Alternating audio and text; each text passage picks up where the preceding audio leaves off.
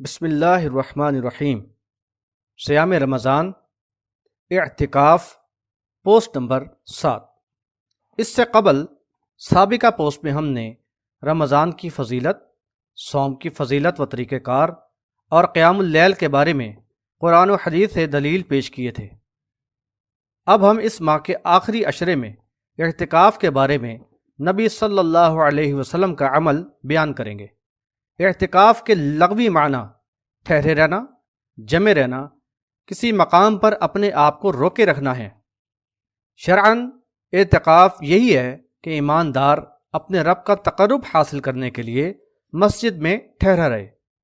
بخاری کتاب الاعتکاف باب اعتکاف النساء کے اندر عائشہ رضی اللہ تعالی عنہا بیان کرتی ہیں، کان النبی صلی اللہ علیہ وسلم یعتکف فی العشر الاواخر من رمضان فکنت اضرب له خباء فیصلی الصبح ثم یدخلہ۔ نبی صلی اللہ علیہ وسلم رمضان کے آخری عشرے میں اعتکاف کرتے تھے۔ میں آپ کے لیے ایک خیمہ نصب کر دیتی تھی، آپ فجر کی صلاح ادا کر کے اس میں داخل ہوتے۔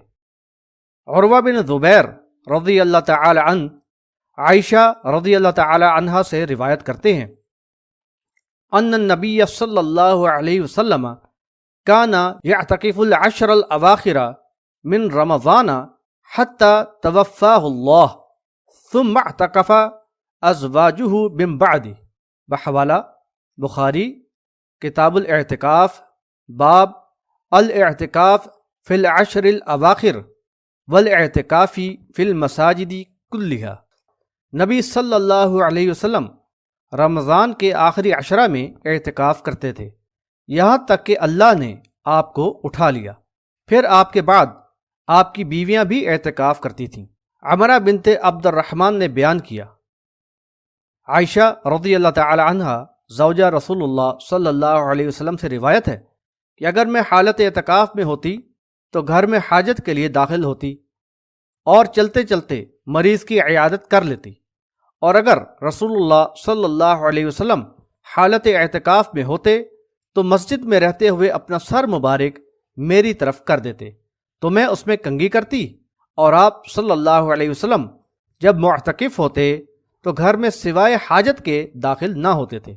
بحوالہ مسلم کتاب الحیض باب جوازی غسل الحائض رأس زوجہا وترجیلہ طہارتی سورہا والاتکائی فی حجرہا وقراءت القرآن فیہ۔ واضح ہوا کہ اعتکاف مسجد میں کیا جاتا ہے، ماہ صیام کے آخری عشرے میں ہوتا ہے۔ نبی صلی اللہ علیہ وسلم نے اپنی زندگی کے آخر تک اعتکاف کیا، ان کی ازواج نے بھی ان کی زندگی اور ان کی وفات کے بعد بھی اعتکاف کیا۔ معتکف کے لیے مسجد میں خیمہ لگا دیا جاتا ہے جہاں وہ دنیا سے کٹ کر صرف اور صرف عبادات پر بھرپور زور لگاتا ہے، جیسا کہ حدیث سے نبی صلی اللہ علیہ وسلم کا طرز عمل ملتا ہے۔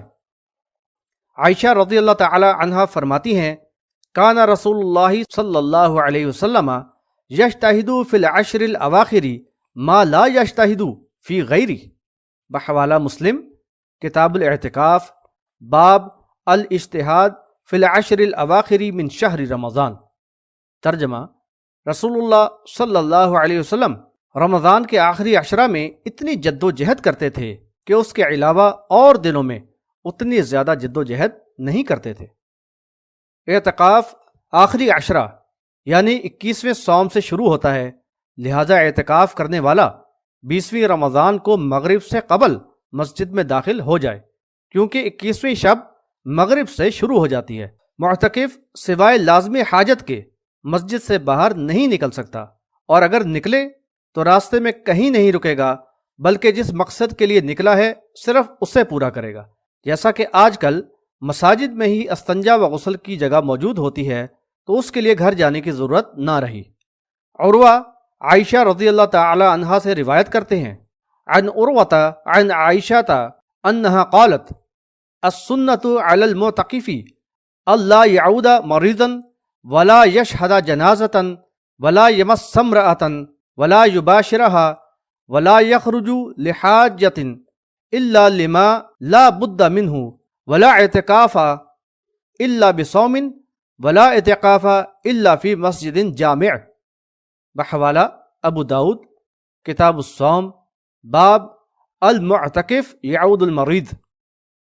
عروہ سے روایت ہے کہ عائشہ رضی اللہ تعالی عنہا نے فرمایا، سنت یہ ہے کہ معتکف نہ کسی مریض کی عیادت کے لیے جائے اور نہ صلاۃ المیت کے لیے مسجد سے باہر جائے، اور نہ عورت کو شہوت کے ساتھ چھوئے، اور نہ اس کے ساتھ مباشرت کرے، اور نہ کسی ضرورت کے لیے باہر نکلے سوائے انسانی ضرورت کے، یعنی قضاء حاجت وغیرہ کے لیے۔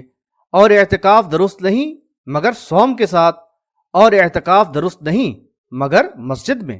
سنن ابی داؤد کتاب الصلاۃ، باب رفع الصوت بالقرات فی صلاۃ اللیل میں ابو سعید خدری رضی اللہ تعالی عنہ سے روایت ہے، عن ابی سعید الخدری قال اعتکف رسول اللہ صلی اللہ علیہ وسلم فی المسجد فسمعهم یجہروا بالقراءۃ وهو فی قبۃ له فکشف السطور وکشف وقال الا کلکم مناج ربہ فلا یؤذین بعضکم بعضا ولا یرفعن بعضکم علی بعض فی القراءۃ او قال فی الصلاۃ۔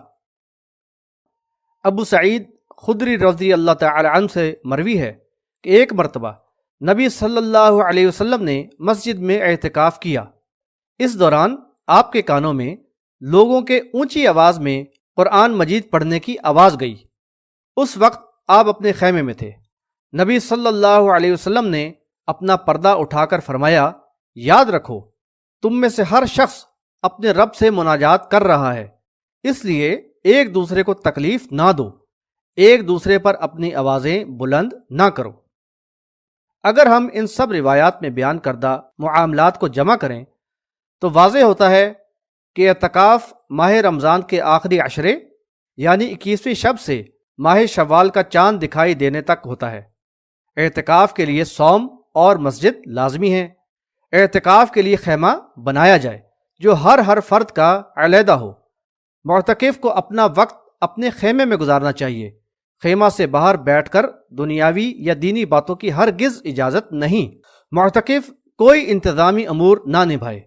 امیر جماعت اس بات پر زور دیتے ہیں کہ انتظامی امور کے افراد ہی کام کریں، معتکف اس میں ہاتھ نہ بٹائے۔